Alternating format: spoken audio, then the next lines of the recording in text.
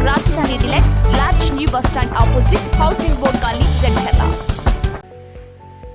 iQube baby store का GLD complex नज़द नेताजी चौक पर शानदार इफ्तिताह अमल में आ चुका है। इस्तेफादा हासिल करें। 500 रुपये के ऑर्डर पर फ्री डोर डिलीवरी दी जाएगी।